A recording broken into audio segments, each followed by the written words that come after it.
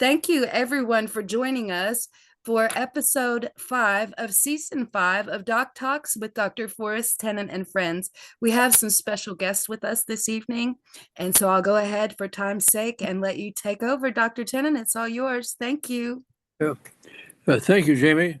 Tonight is a very special night for us because we have two extraordinarily welcome and needed guests.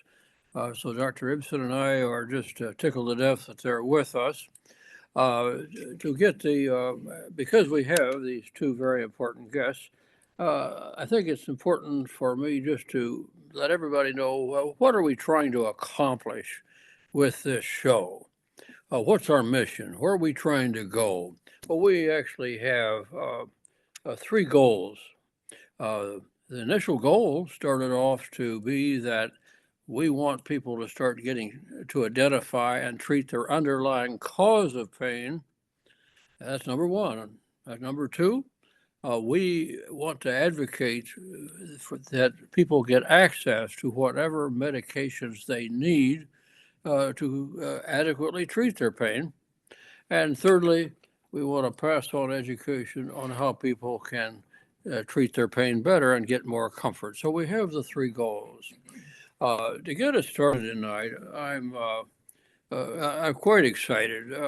My mailbox and phone today is a little different than it was a couple of years ago, and that is I'm filled with inquiries and information and reports about the Epstein-Barr virus.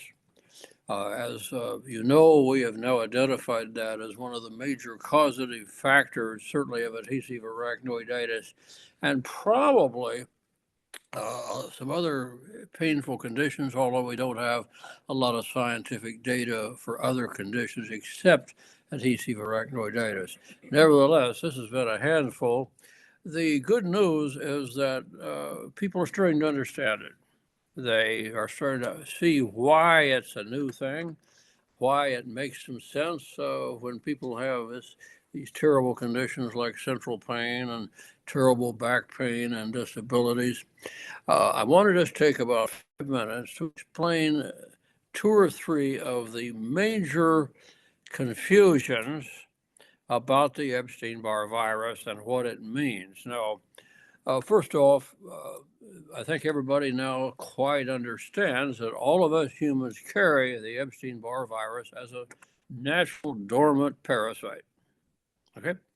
However, if we have an event or a disease, such as severe trauma or an infection, or we've got Ehlers-Danlos syndrome, we get contaminated in our spinal fluid, if we do something that lowers our immune system, doctors like to call it immunocompromised immune system. That's kind of the medical term, meaning that the immune system is not up to snuff. It's not going to protect you. When that occurs, the Epstein-Barr virus may decide it's no longer a parasite, it's going to reactivate. And so Epstein-Barr reactivation, we now clearly know that it will reactivate in us humans if we have a stressful situation or an event that lowers our immune system, our protective system. You get reactivation. Now, here is where the confusion comes in. And I want everybody who's got intractable pain, whether you're a practitioner or whether you're a patient or whether you're a family member or a pharmacist or a PT, chiropractor, there's something very basic that has to be known. And that is when the Epstein-Barr virus, and incidentally, it may have some partners like cytomegalovirus virus, herpes 6, Lyme disease, which is a bacteria. So it may have some partners when it reactivates, but it's the lead agent. So when it reactivates, it causes its dirty work by two things. Here's the big confusion, okay? Now, since a virus reactivates, everybody assumes the virus is active, and that's true. Now, what do we mean by active? It means that that virus in your lymphocytes is starting to float around your bloodstream throughout your body, and it may decide to settle, in your head and give you migraine headaches, or in your pudendal nerves and give you pudendal neuropathy, or in your fascia and give you fibromyalgia.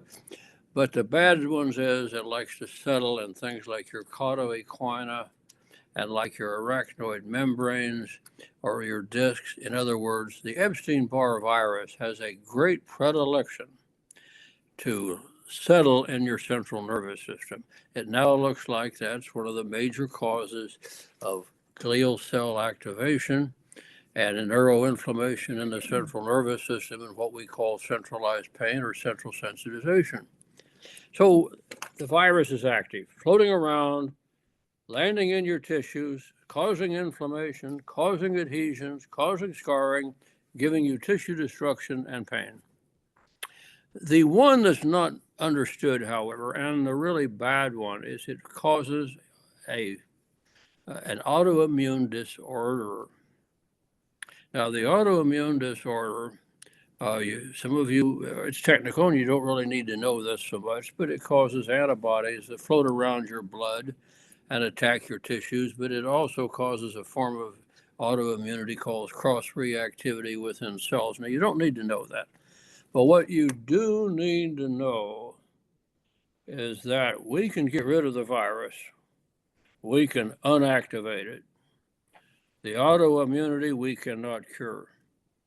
Now, that autoimmunity is very much related to the autoimmunity of rheumatoid arthritis and of systemic lupus and scleroderma and dermatomyositis, the so-called autoimmune diseases.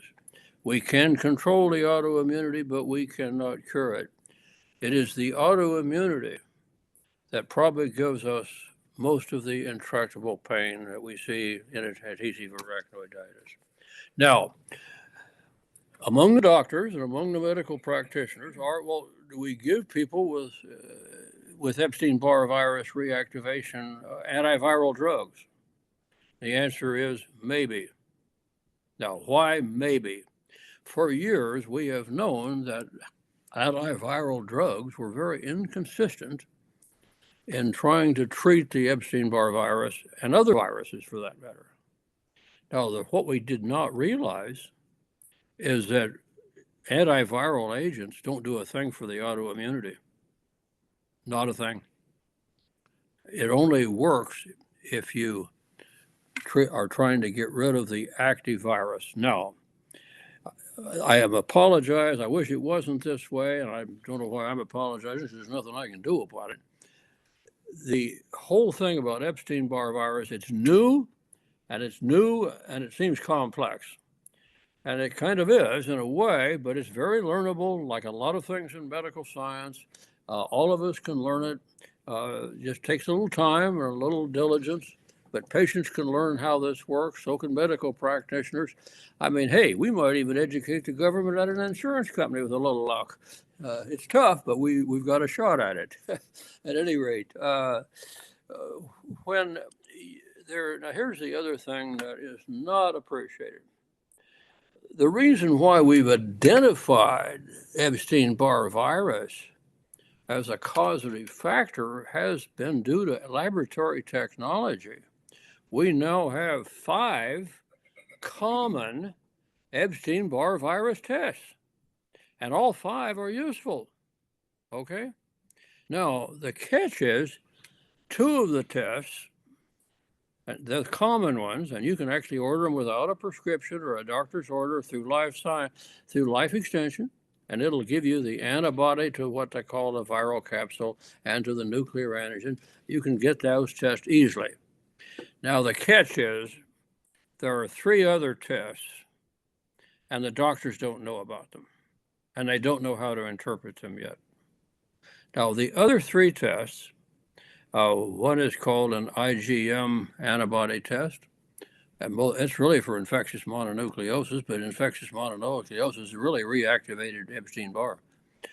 Secondly, there's something called early antigen antibody, and then there's a third test called polymer chrome reaction, which measures Epstein-Barr DNA in the blood. Now, what I just want you to know is these three tests tell you whether the virus is activated.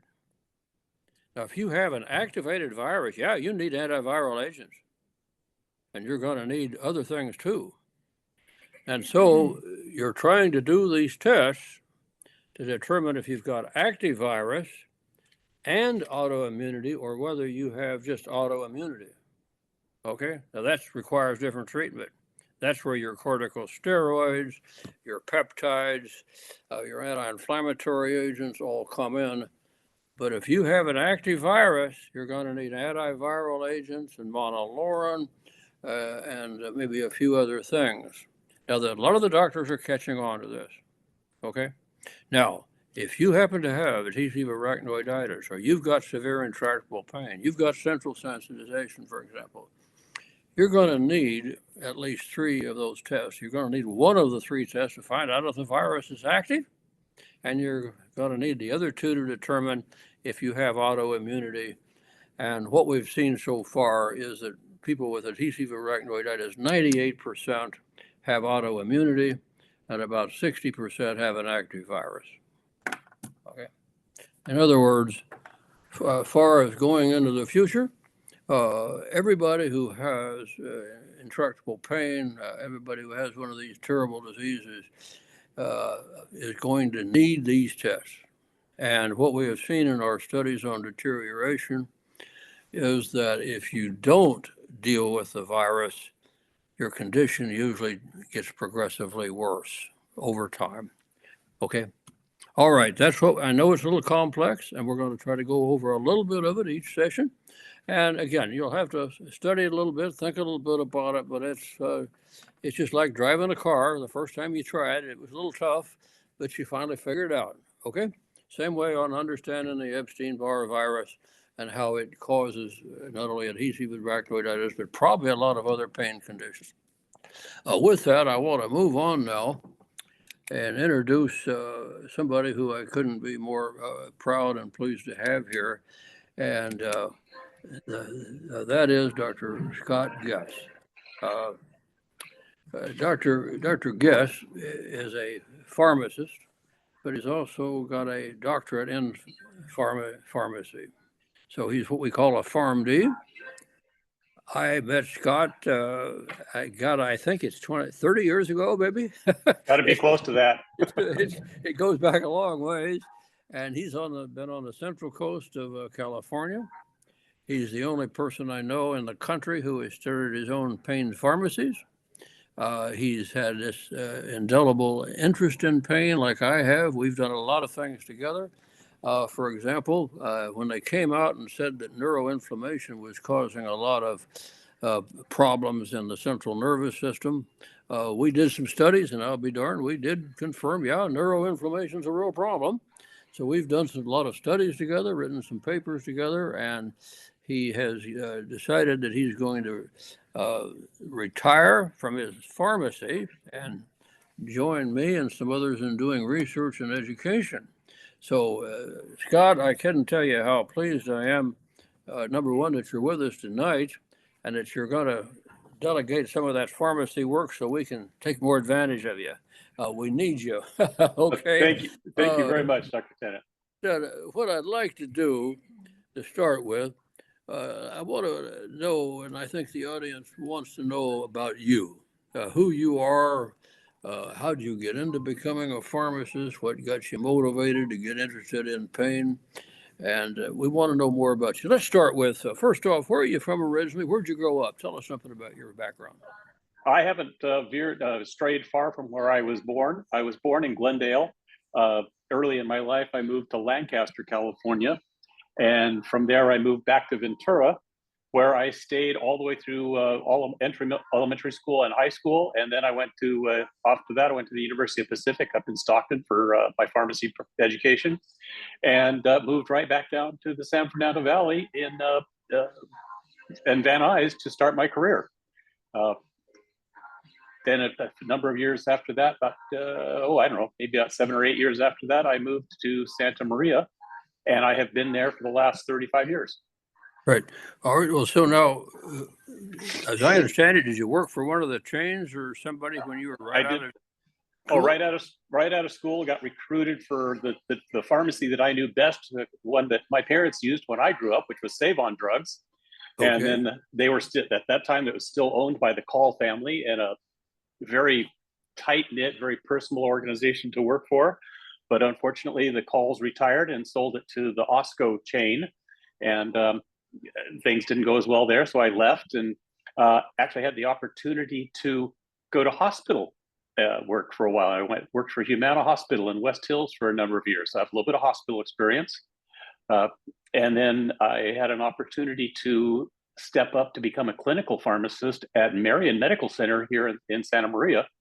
And I kind of joke, they were going through uh, some financial restructuring at the time.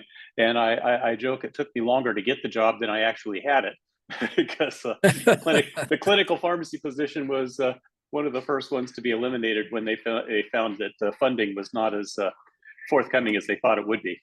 So at that point, it was back to retail. It was back to Save On. Worked with them another 5 years, and then moved to Lawns. And it was at that second stint at Save On up in Santa Maria where I met my first chronic pain patient. And it was a young high school student who had accidentally slammed her hand in the sliding door of a church van.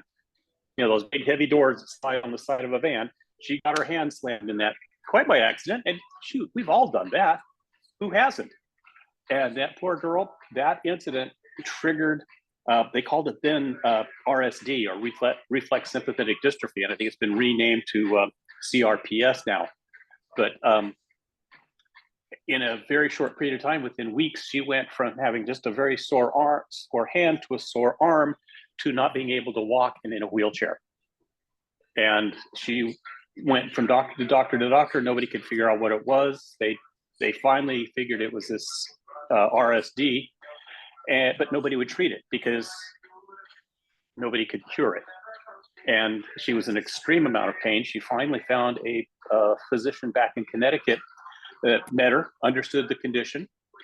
He walked out of his office with a bottle of morphine solution, the big 20 milligram per ml concentrated dose, and told her to take 1 milliliter every 10 minutes until she wasn't in pain.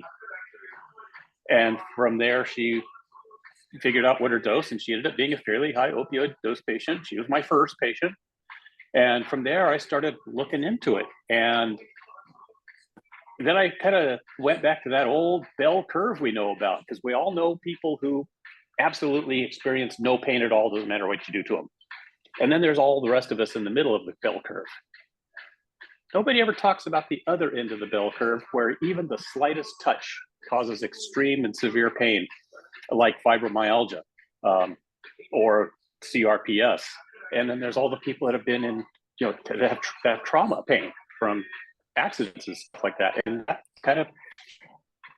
that really triggered my path into pain management in that small group at that other end of the bell curve. Now, Scott, how long ago was your experience with the young lady and the RSD?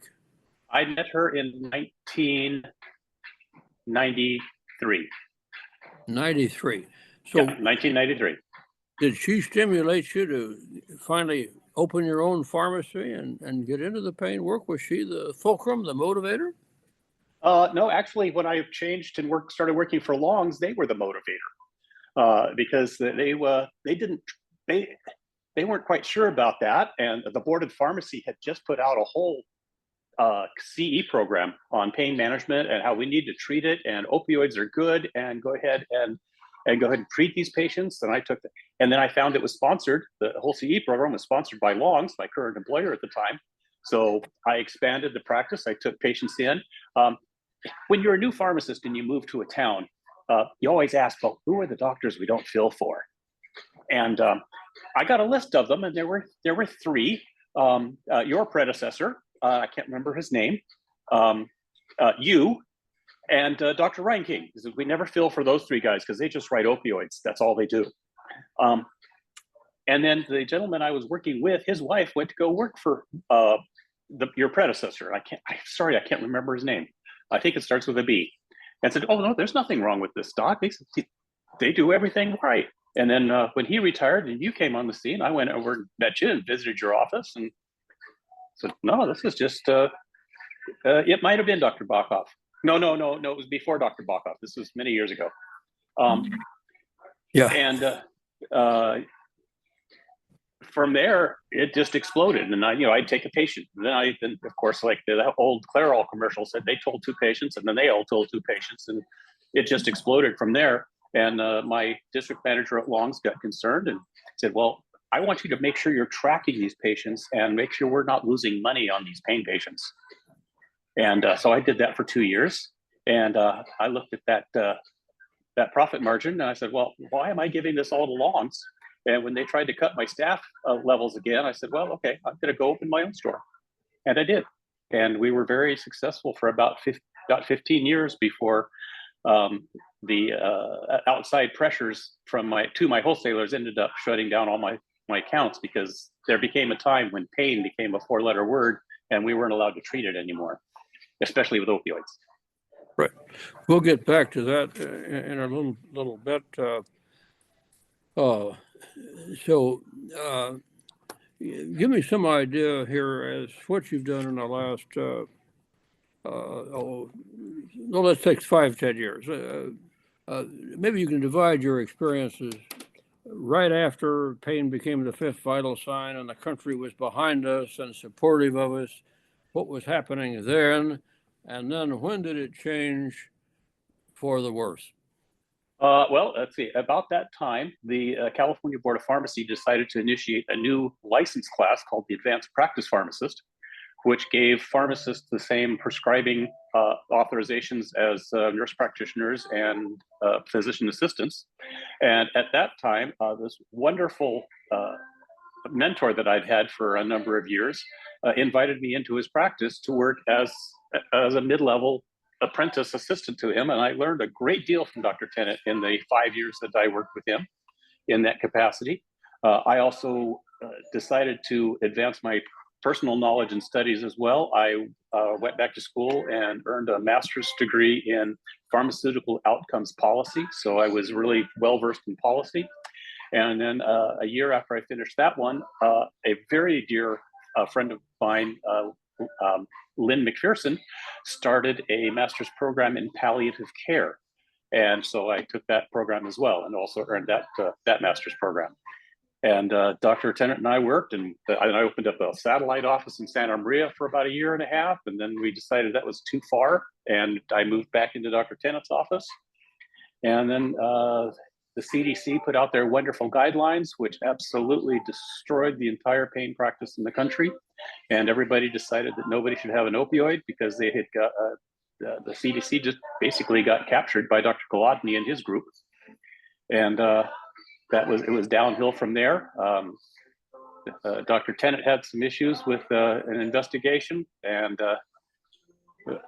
then shortly after that, my pharmacy, pain management pharmacy, had its final wholesaler close its account, so I couldn't buy any more medications. That store had to close, and at that point, my second store, which had a different name, On Soleil, we turned our focus into treating mental health patients rather than pain patients, because that was the only way to be able to keep the store open. Mm-hmm. Scott, and I know Dr. Ibsen probably going to want to ask you some more things about this. We go back into the 1990s. Mm-hmm. At that time, like in California, we passed the Intractable Pain Act, Oh, yes. Pain Patient Bill of Rights. I Yep. remember in California, out of 120 legislators, both Democrats and Republicans, all backed the Pain Patient Bill of Rights. I think we had a Republican governor sign the bill, and both boards, pharmacy boards, medical boards, and even DEA was very supportive of what we were doing. Now, yes. Now, at some point, and you've described what happened to us personally, but it was throughout the country, obviously, political decisions were made at all levels of government. CDC guidelines were sort of a symptomatic outcome of it. We started to have an assault on anybody who wanted to treat pain: doctors, pharmacists, nurse practitioners, clinics, and in effect, politically, we were all told we had to close. Okay. Yes, Yeah. Fundamentally, due to I one was there that day. mechanism or another. Yeah. What can you go back in your experience? And I'd like to have Dr. Ibsen chime in on this. There was a change. In other words, we went in this country from being supportive of opioids, pain treatment, and indeed, it was very prestigious for all of us. Okay. Oh yes. Conferences, and what have you. Patients were highly respected, and then all And of look us. at the drug innovations that happened in that decade.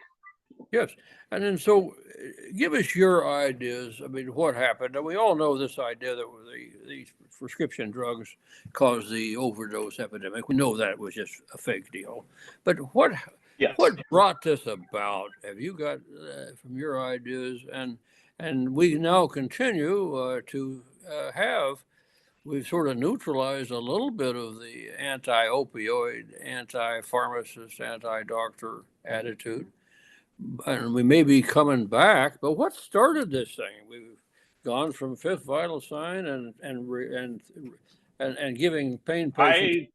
I may be wrong, but I don't think I am. But I'm putting the blame solely on the group called Prop, who was headed by Kolodny and that gal out of Washington whose name I can't remember.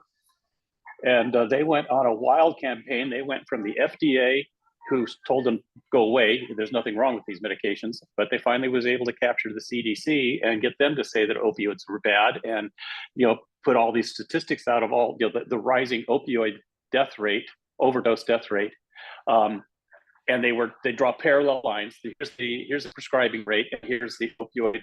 Jane Valentine, yes, correct. And then here's the opioid overdose death rate. Looked at that and said, well, okay, yes, those are raw numbers and they are devastating. However, with the fact that those lines were parallel, pretty much validated the fact that it's an adverse event of a certain percentage that we're aware of, and that percentage didn't change. But they took it at the raw numbers and just went absolutely anti-opioid on us. And unfortunately, they were to a very large extent successful. Right. Let me ask you this. I want Dr. Ibsen to weigh in on this also. How in the world could, a couple of physicians, you mentioned Dr. Kolodny, I think the one you're talking about is Ballantyne, but there was a Franklin, there were some others involved. How could this small group of people cause such havoc and cause so many deaths and so much misery? How could they manage? That's just a very small group. How did they manage to do this, in your opinion? They coordinated what I called the parade of parents of dead children. They got of all these. It's usually young folks that were overdosed, high schoolers, college age kids, and they got all their parents together and they put them in front of of the policymakers and said, "Look at all these poor grieving parents. We have to do something about it." In other words, they ignored all the people watching this podcast who need help. They completely ignored any pain patient, and I really despise the term legitimate pain patient, because all pain is legitimate. All pain is legitimate. Yes, Amen. I just despise that term, legitimate pain patient. They did. They completely ignored the needs of the entire pain patient population over the few people who died. Yeah. Could we need to go on to our next guest? And Scott, I want you to stay on with us here. I'm here.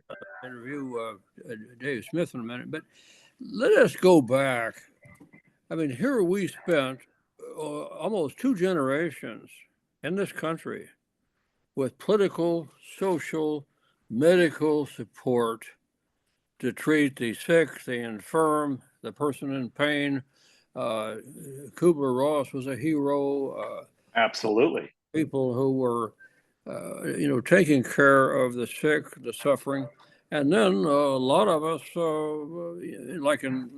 as Scott may be able to tell you, my little clinic was a charity. I mean, we didn't make any money. It was just to help people, and the community supported us, the churches supported us, the medical boards, the farmers, and overnight, all this is turned upside down.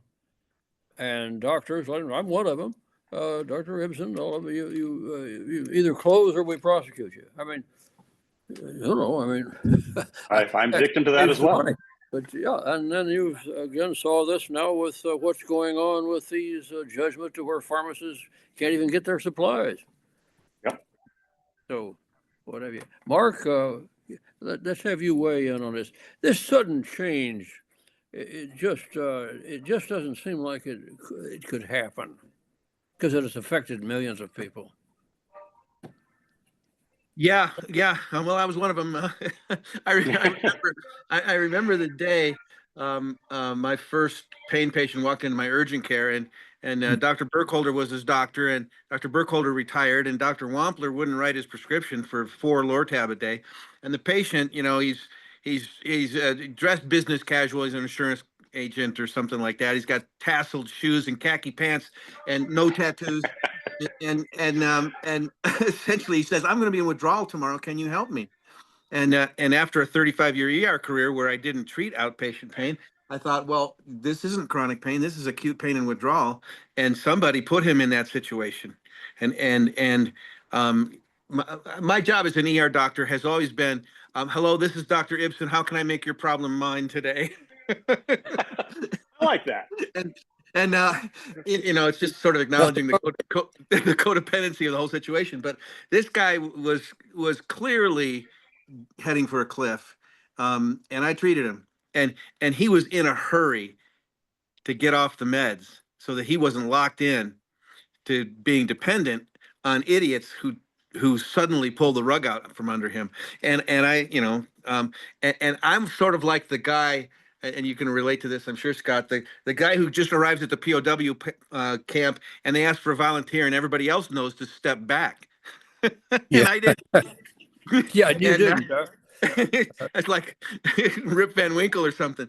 But what I think happened here sometime, I remember being in the ER when we were talking about pain as a 5th vital sign, and I was vigorous about treating acute pain in the ER because I've had kidney stones and a ruptured Achilles tendon and coronary disease and a bunch of other stuff. So the best training for pain management is to have pain, because it really educated me a lot. And what I could see is there was a cadre of people who thought they were being forced to treat pain against their will. Some doctors, basically, they said, we're a natty state and we're coddling these people, and I don't want to have a Press Ganey survey that says I didn't treat pain adequately. And there was a lot of pushback against pain as a 5th vital sign. And I think some of this is retribution for that. It's political retribution. They were sidelined and not listened to, and felt like they were being forced to practice in a certain way, without the wide variation of all of our own attitudes. And I think that it's we haven't gotten to that sickness yet. We haven't gotten to that cruelty that's ascendant. And I remember hearing Jane Ballantyne in an interview where she said, these pain patients, they can be horrible. If you don't give them what they want, they could just be terrible to you and scream at you, and they're really mean. And I think Jane Ballantyne was butthurt by the whole thing. And I think then Kolodny figured out a way to monetize it by investing in, all the drugs that he's pushing. So I think it has political implications. I think it has compassion and Hippocratic implications, and definitely follow the money. And we understand where that all went. Sure. Very good. Mark and Scott, would you hold on? And Jamie, can you bring in our next guest, David Smith? Yes, sir. Welcome, David. My name's David, a scoliosis patient with 2 radical back surgeries 30 years apart, and I have arachnoiditis, cauda equina syndrome, leg length discrepancy, 18-level spinal fusion all bolted into the back of my pelvis, a migrating pedicle screw that's making its way out of the back of my left iliac crest pelvis area because of mechanical forces, as you can see in this picture.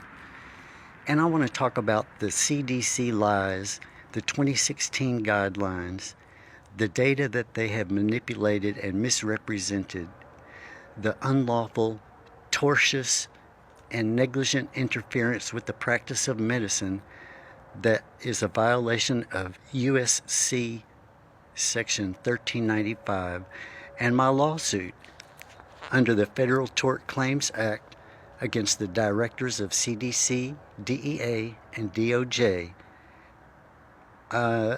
Filed a Federal Tort Claims Act for harms caused to me by the negligent 2016 CDC guidelines. And the next stop is Federal District Court. That case is due to be filed in mid-February.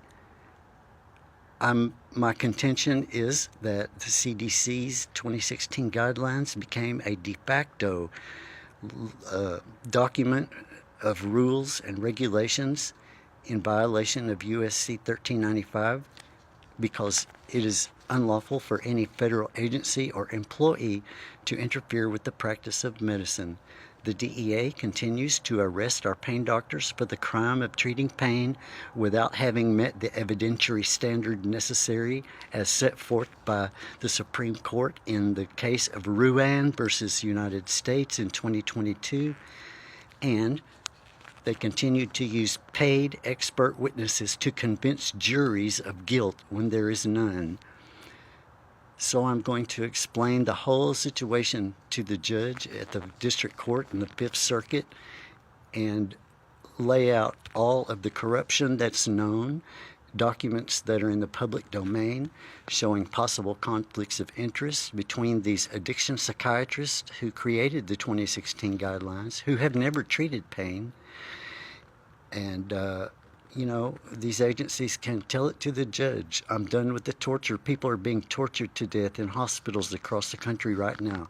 Chronic, intractable, cancer, end of life, and surgical pain patients cannot get proper, appropriate opioid pain medication, or anxiety patients can't get benzodiazepines, and now ADHD and fatigue patients cannot get stimulants, because the DEA seems to think that the definition of a controlled substance is a substance that you can't have anymore. So they're ignoring the fact that these medications have legitimate medical indications for patients who are severely injured, ill, and who have been having surgery. And they're torturing people to death. Patient outcomes have not been tracked. Thousands have already died. The pain lawsuit. All right, now I'm going to ask you a few questions. You now not only got to put up with being drilled by me and Dr. Ribsy, now you got Dr. Scott on your case, okay? I'm ready. All right. David, first off, you're in Phoenix, I understand it, or are you in Tucson? You're in. Yeah, we're on the very western side of Phoenix Metro. Yeah. You're there. First off, I want to know a little bit about your own clinical case, and then the courage and force that you've had to file a lawsuit, which I think is having an impact already. Tell us a little bit about your own clinical condition, if you will, and what you have, what's caused your pain, and what you're doing about it. Sure. Well, I had been found in my early teens with scoliosis. I think they call it idiopathic, which means they don't know why I have it. And I had a severe S curve. And they decided, this is 1979. I had the first surgery at age 16 with Harrington rod implant. And there are also this row of torsion hooks to counteract rotation on the vertebrae and rib cage. So those little hooks are like a torsion I don't know how to describe it. So I had that surgery in June of 1979. I wore a removable back brace for a year. That was the first year they implemented that. Previously, they used to wrap you in a body cast after your surgery. So I escaped the torture of the full body cast and had a removable brace so I could have a sponge bath or whatever, and then later on get in the shower. And then went to school. I was back in high school that fall, and then went on and had no more appreciable treatment really after the surgical recovery, and then went on to college and et cetera and so on. Then in my, I would say the mid 90s, so about 20 years later, I started having some issues in the low back, and I always just chalked it up to, well, I have a bad back, and didn't really think anything of it, and kind of forced my way through and took over the counter meds or whatever. But in my early 40s, I had emergency room surgery because I had a gallbladder attack, and it needed to come out right away because it was going to burst. And then I woke up from that surgery, with the little morphine drip button, and was having no back pain. And I thought, this must be what it must be like for people who have normal bodies to feel like. Maybe I should seek treatment and try to find out what's wrong with me. So that began the process of diagnostic workup, which then found out all my lumbar discs had blown out because the 13 vertebrae above them had been fused, right? All 30 years previously. So they were all desiccated, and I was having spinal cord crush and nerve root crush injuries. And so I had another very radical surgery when I was 45 with lumbar pedicle screw fixation and a stabilizer, and it's all bolted into the back of my pelvis. So now I'm one bone from the pelvis to here, and have severe cauda equina going on. Arachnoiditis. I had a CT myelogram during that diagnostic workup where they punctured my dura sac and I leaked all my spinal fluid, and then I had to have a blood patch. So that sealed the deal on my arachnoiditis, right? Yeah, right. And that's when I became a disabled. I was permanently and totally disabled award, and I became an intractable pain patient. And I had not taken an opioid until the diagnostic period work up to that surgery, except for a couple of surgeries, very short term. So I was not opioid dependent or anything like that. But at age 45, I became opioid dependent. Uh-huh. Right. And okay. Now, what brought on your you decided to file a lawsuit? And it's a little different approach, but you're having success with it. Would you tell us? Well, let's hope. Yeah. Well, you're getting a hearing. That's already that means something already. That means something to me anyway. Tell us what happened there on your lawsuit, on what you've done, and what brought it about. Sure. What made you want to do this? Sure. Well, I'll go back to the point you guys were discussing right before I came on, and you had posed the question, well, what had happened to turn, you went from treating the fifth vital sign to this complete opposition to treating pain, right? And I'll add to the story that there was also misrepresentation of data by the CDC, who continued to assert all the way until 2023 that it was prescription opioid medications that were the cause of all of the deaths that we've been seeing with the fentanyl.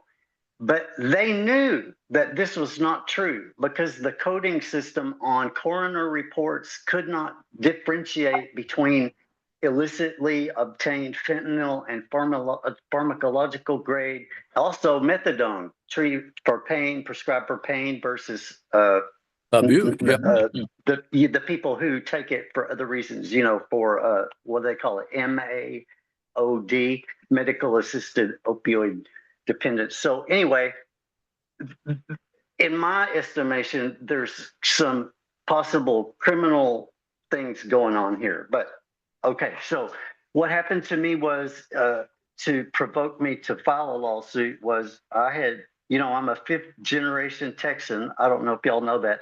I'm a descendant of a Confederate general from Virginia who moved to Texas after the Civil War, and all of my family still lives there. But I had lived in California for 25 years. I had a career that took me to California.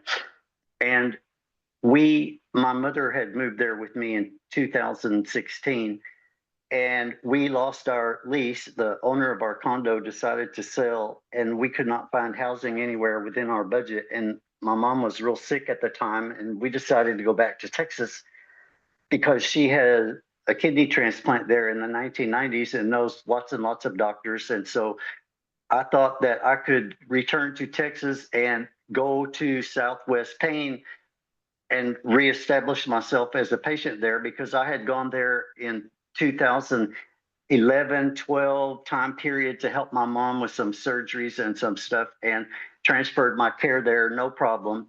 Well, when we got there, all of a sudden Southwest Pain at Presbyterian Hospital didn't exist anymore, had been closed down. And so here I was, had no idea in the universe. This was 2022. I had no idea there was any such thing as a CDC guidelines, that people were being force tapered. This was complete new to me. So I was basically denied my pain medication regimen and dumped off my pain medication, not tapered, dumped, and then only offered buprenorphine as treatment as to be labeled as having opioid use disorder. And I was like, I don't have opioid use disorder. I have intractable pain. So I went along with it. Yeah. And I tried that for 10 weeks. I used the patch. It was completely ineffective for both either pain and withdrawal, and it burned my skin really badly. So then I fired that doctor after 10 weeks and found a cash pay only doctor who allowed me 2 Percocets a day. And then through networking with other people, I tried to begin to figure out, well, what's happening here, and learned about organizations like the Doctor Patient Forum. That's where I learned that Arizona passed their intractable pain law in 2022. I found the Doc Talk series. In fact, my first appearance here, I believe, was in November of 2022, right before we moved to Arizona. Because when I found out about the law here, I immediately found a doctor here and made arrangements to move here.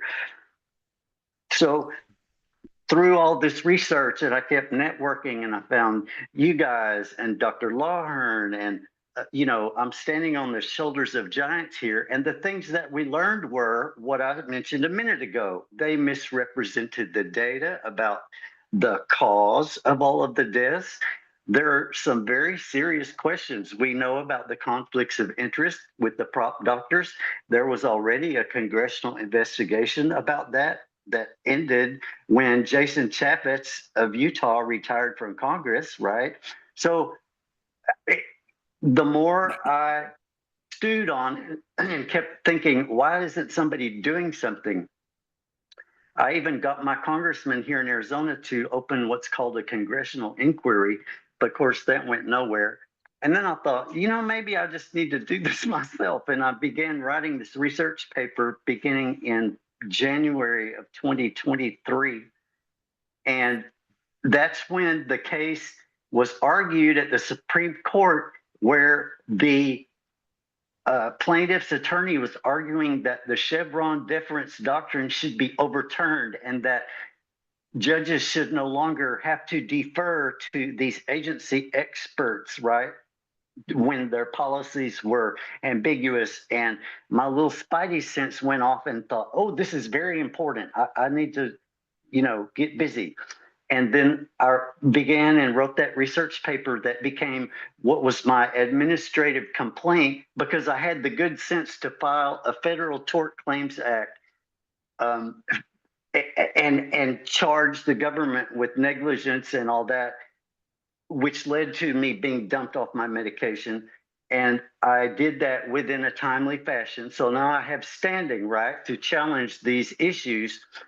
And then I wrote that research paper, which became my administrative complaint. I don't know if you have a copy of that because originally it was proposed to be a class action. I wanted to have a whole bunch of us patients on it, right? So this is what prompted me to file the lawsuit, is because I got completely dumped off my medication. Of course, what happens then? You got high blood pressure. I still have stage 1 or 2 high blood pressure, hypertension under monitoring right now.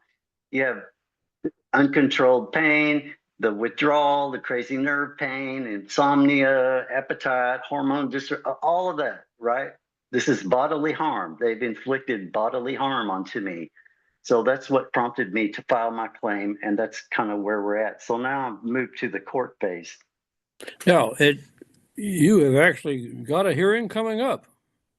Well, what's happened is I filed my petition, my complaint with the district court here in Phoenix, and the judge, I'm still waiting for the judge to make sure there's no deficiencies in my complaint and that I can proceed. And he has to approve. See, I made a motion to file as what they call a pauper, so you don't have to pay a filing fee because I'm a poor little guy on disability benefits, right? So he has to approve that, make sure there's no deficiencies, and authorize me to serve the parties. So once I get authorization to serve the parties and I get docketed, then here we go, right? So, but I just did this on February 3rd, so it's a little early. We're still waiting on him to go through the 100-page complaint. Yeah. Mark and Scott, in the interest of time, I'd like you to ask David whatever you're interested in.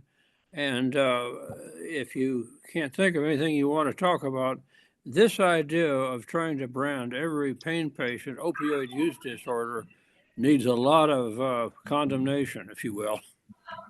Yeah. Well, not only does it deserve condemnation, they're not even abiding by the DSM-5 definition of opioid use disorder when they do that. Correct. Especially the podcast I listened to, I think it was Dr. Tennett's birthday. Dr. Colati is in his opinion. Dr. Colati, you're a Correct. psychiatrist. You don't get an opinion. You have the DSM-5. If you can, what part? When you said you can serve the parties, and I don't know if you can reveal this or not. What parties are you going to? Who are you going to serve? I'll tell you in 1 second. But I wrote about Dr. Kolodny being mistaken. Even the authors of the DSM disagree with him. So I have written about that. That's on my Facebook account. You can see that there. I've sued the director of the CDC, the administrator of the Drug Enforcement Administration, and the Attorney General. And I have also now incorporated into this claim, my Federal Tort Claims Act claims. There are also constitutional questions and also international treaty questions, because we are a signatory to what's called the United Nations Single Convention on Narcotic Drugs. And each nation is supposed to make sure that there's an adequate supply of drugs for medical use and scientific research. And we know that there's not an adequate supply to meet the needs of the patient. So we are now in violation of the United Nations Single Narcotics Treaty. So they must rule on the constitutional questions whether or not my Federal Tort Claims Act claims are accepted. So I hit them, it's like a 2-for-1 in this lawsuit.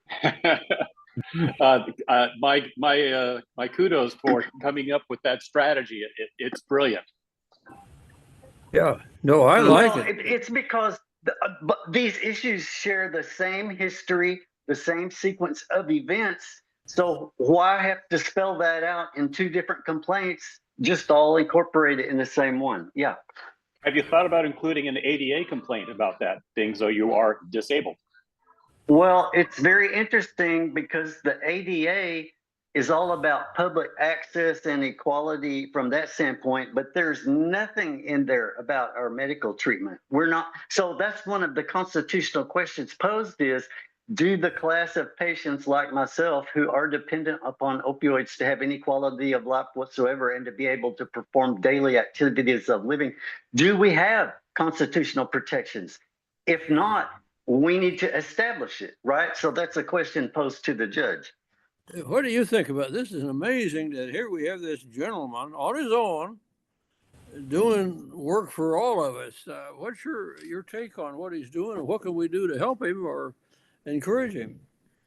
Send money. Let's join in and support David with the expenses. I mean, there's a picture today of, like, I don't know, 10,000 pages that have been printed out to be submitted. So I Yeah. mean, there's just the copying costs of generating all this. Eventually we may need, expert witnesses, etc. Those are going to need to be paid. So financial support is key. Emotional and acknowledgement support is key. The one thing I'm interested in asking both you and Dr. Guess is, what do you think is the impact of the opioid settlement agreement on the scarcity of opiates? And is there a way to feather this into that? It seems to me that that is one of the most absurd rulings ever in medical and legal history, that a judge in Indiana can decide that the warehousers are going to monitor strange orders and terrify all the pharmacists. And I'm kind of seeing an opportunity to maybe pharmacists, doctors, and patients could become a class, because the pharmacists are now no longer the gatekeeper. They're no longer saying no soup for you. They're actually saying no soup for us. So at some point we could form a powerful alliance if pharmacists, doctors, and patients all came together to battle these infirmities in our laws. As a general rule, I don't think you'll get too much support from too many pharmacists, because so many of them have drunk the anti-opioid Kool-Aid. It is unbelievable. But there's a few of us out there that will be more than happy to support that. And they have been propagandized to the hilt. And so, yes, we have to fight the propaganda and expose the misrepresentation of the data, right? Yes. Yeah, it's a long uphill climb. It's a long I used to say they had a 10-year head start, but now, since 10 years have gone by, it's a 20-year head start. And so, but to your point, since this is a federal lawsuit, if I had wanted to enjoin the state settlements, like you say, now, mind you, these pharmacies agreed to this settlement. So that's a whole nother issue and a whole nother can of worms. They didn't really have a choice. Yes, they didn't. But in order for me to keep it simple, stupid, and try to stab for the constitutional ruling that I'm hoping to get, I just had to knock off any state involvement at this time. But later, should this be favorable, yes, absolutely, we then have to go after the states and after that settlement and other settlements that have come since then. Yeah. David, in the interest of time, can you give us an address, email, where anybody who sees this can contact you? Yeah, use the Pain Lawsuit, just like it sounds, the Pain Lawsuit @gmail.com. That's simple. That's where I take mail. Yeah. We may want to continue this next week. This is David. You have really studied this thing. I admire what you've done, and you're making sense.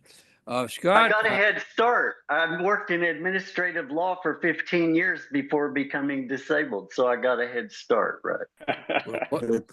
Wherever you started. And Scott, I think that I'm going to give you the assignment of this thing where they can declare anybody an opioid use disorder in the DSM versus, again, it's another ploy to force people off prescription opioids onto buprenorphine or nothing, and also to besmirch them and denigrate them and say it's in their head. I mean, let's call it like it is. There's this propaganda out there to make anybody who's a pain patient or a doctor or a pharmacist who supports them, we're bad people. I mean, let's face it. That's what they're. We're just licensed drug dealers. Well, That's what they call us. Yeah. So, and you have to differentiate the dealer from the healer, and Controlled Substance Act was designed to do that, and it's been We Uh-huh. need to get rid of that. yeah. You sure have. This has been very energizing, very, just keep it all up. We're in this for the long haul, for whatever it's worth. Again, it hasn't been 10 years. It looks like it's going to go on from now on, but we're up to it. So again, Yeah. thanks everybody. David, God love you for filing your lawsuit. Scott, having you with it is a real joy. I knew you'd have some pithy things to say. Mark, let's go back. This thing, we need to talk more about what this settlement means. It's a scary situation.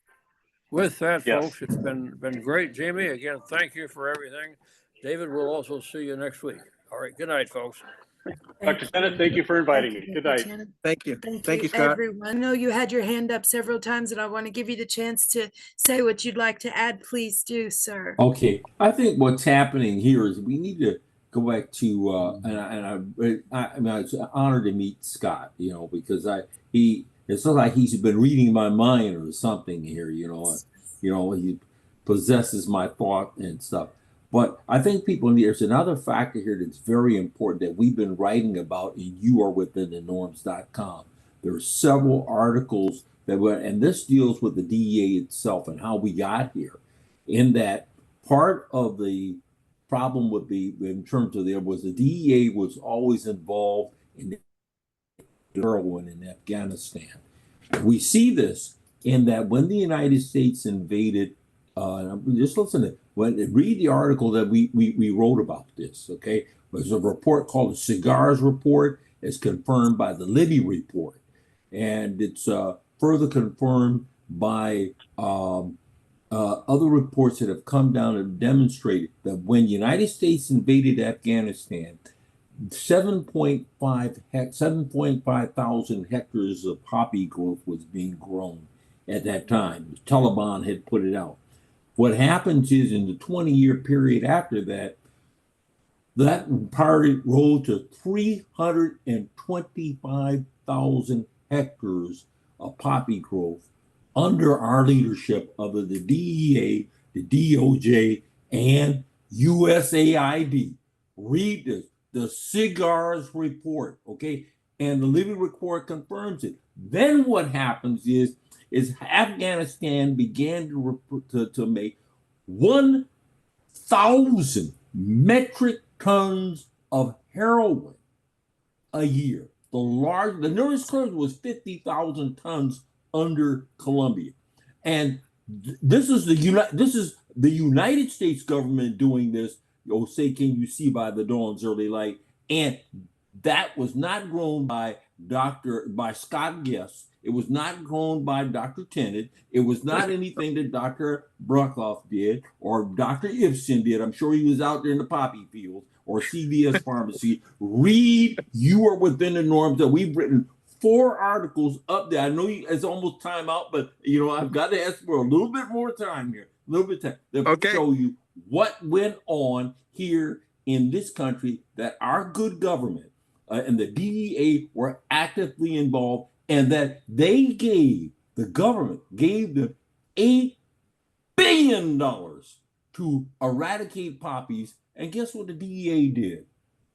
They lost it. They gave it to Mark Ibsen. They gave it to Ibsen. That's why he's got that property up there in Montana, and that's why Scott Guest was able to afford those expensive headphones and stuff. He took the money too, and they blamed it on him. Okay, read this. This is not something that I'm making up. I got it. This is what happened. Read the latest, and you are within the norms.com. In fact, when the Taliban took over back to Afghanistan, they eradicated the heroin product that 99%. In other words, the bad old Taliban got a better drug eradication record than our good, strong drug enforcement agency today. Read this, and you are within the norms.com, and it's consistent what Dave Smith has reported. Is consistent with Scott's observation. And you got me preaching again. I did not plan. I'm trying to lecture you, but every now and then I get to preach it. They took the poppy farmers, and they started growing crops. They jailed them, murdered them. went That's around and rounded up everyone and put them in Right. jail cell. Those who Mhm. were on the medication, they Yes. left them in that So that's- cell, and a lot of them did not make it And out. this is They were going through withdrawals. That's And right. this is not my stalking. This is the United States of America, States of America. Special Inspector General under Afghanistan, John Shopko, talks about this, and we did the analysis within you're within in the norm, and they want to hear blame poor old Ken Pettigill. They want to get out here and blame everybody else, and then create these arcane policies and stuff. And I'm so glad a guy like Scott comes on and says, I have a problem with this illegitimate and this legitimate thing. And they did the exact same thing. I never met this guy, Scott. They did the exact same thing to him that they did to me here in Florida and stuff. And then he talks about these that all of these pharmacists are useless because they all drank the Kool-Aid. And I am and media has been where I'll keep my breath, two dead flies, and this is what's happening here. All right, so I didn't mean to take. Well, You're I'll fine. see you guys next week. It's going to be a Yes, fun we will. conversation. Yes, it will. Yes, Looking sir. forward to it. Stay tuned. Thank you, Brandon. Great points. Yes, very much. Thank you all. Thank and you. to be continued. Thank you, Doc Norm. We support you completely. And Thank you we much. will. See you next week. Yes, Thank and you. thank you, Scott. Love And thank everyone you, in all you of guys. Thank Thank you, you, Scott. everyone. Read more Much within the love. norms. Let's just read it. What was the U.S. role in supporting Afghan traffickers in Afghanistan prior to 2000? The U.S. support for drug traffickers in Afghanistan goes back to 1980. During the Soviet Union, the U.S. covertly armed the Mujahideen to fight the Soviets. And then what happens is they began to push this poppy state. All right. And so, again, following the withdrawal of Afghanistan, the Taliban returned to power, cultivating poppy cultivation in Helmand province was reportedly dropped 99%. This dramatic decrease is actually a repeat of the similar eradication effort by the Taliban in 2001. So we have this massive increase of opium that 99%, and this are 90% is converted into heroin. It's spread worldwide. United States, this is funded by USAID, excuse me, and all these other good folks are talking about seeds and all this other stuff like that. And they spread this stuff around, and then they turned around and blamed us on the physicians, blamed it on the pharmacists. And this is, again, this is not something that's made up.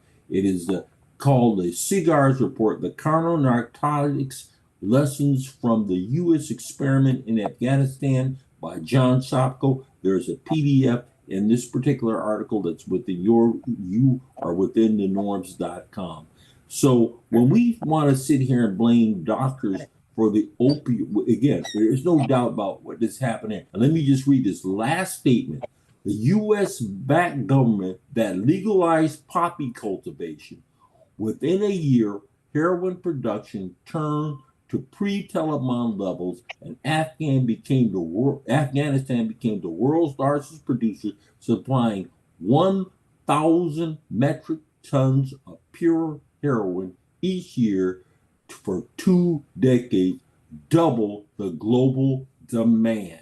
That's under us. That's under the DEA that precipitated this. And Mark Ibsen was right there, growing. I can see him in the props. I see. There you go, Miss Sanchez. I was there too. You were right there too. I was. You saw the There's pictures. George Tenet. I didn't know he was there.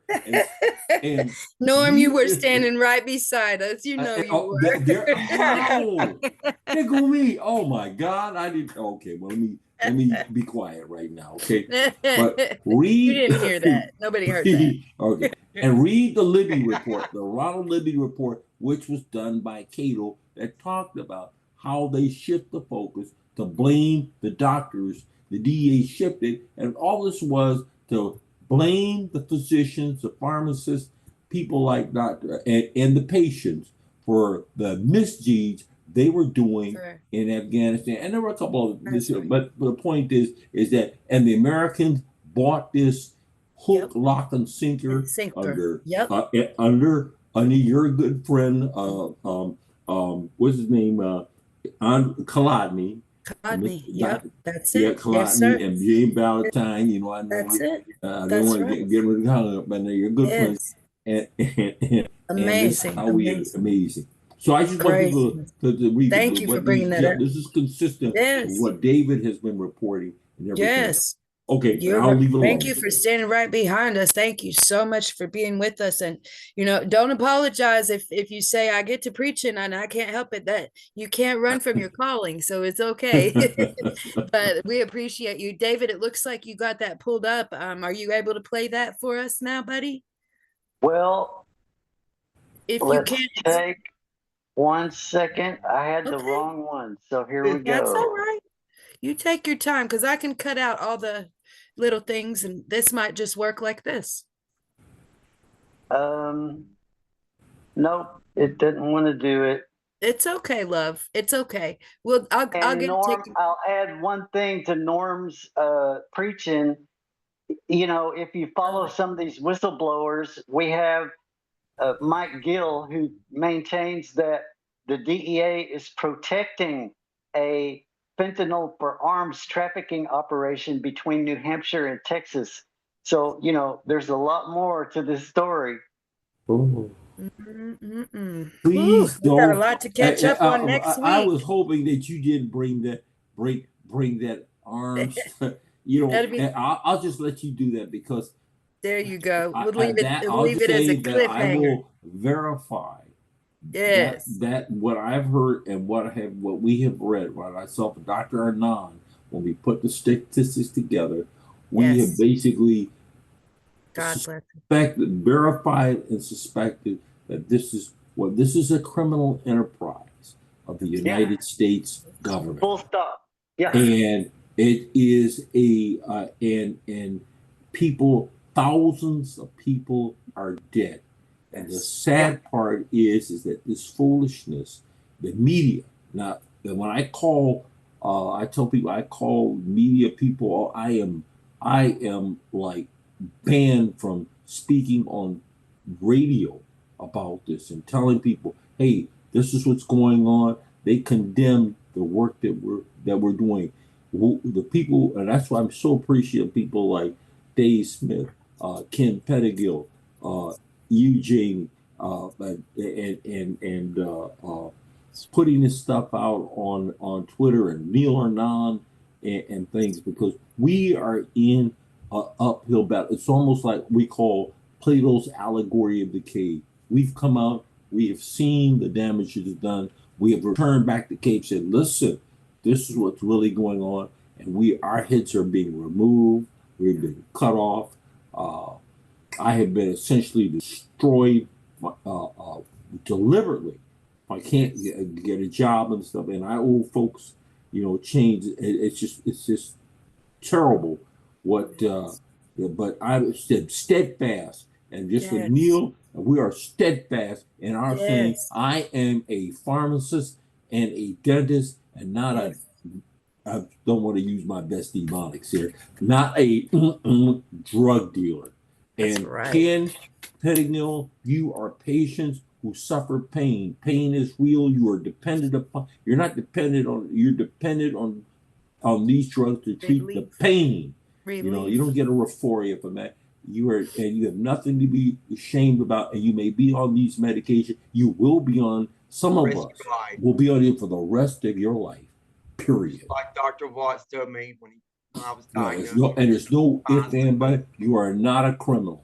That's it. That's and even if you, let's put it this way, even if you were an addict, okay, that's a medical condition. We're human. That needs to be treated. We are God's children, and we are to be treated as such.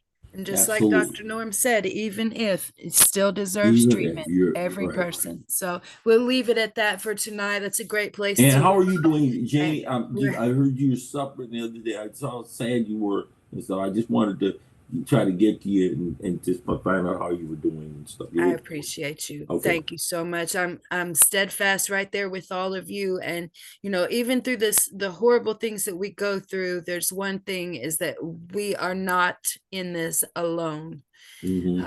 It's not misery loves company, it's strength in numbers. So please keep that in mind. And we have a lot to catch up on next week. We've got quite a cliffhanger here. So I love all of you. God bless you all. Please stay alive. And I cannot wait to see you again this week. Okay, let me leave out of here before I start to All talk right. again. Thank you, Good Garth. night. Love you all. Good Love you. night. God Bye. bless Thanks you. again. Love you, Thank Garth. you Love too. everybody. Love you all. Good Love you night. guys. Night, y'all. Night. Good night, Valerie. Love Good you night. all. Love you. Thanks for hanging in with us. Thank you, Jamie. Love you, Thank James. you. Yeah. Yes. Bye-bye. Love you all. Thank you. Great meeting. What a Yes. great show. It was so great. Yes. Thank you, Dr. Brian, for being with us. Thank you all. That's such a great family. Good night. Y'all on my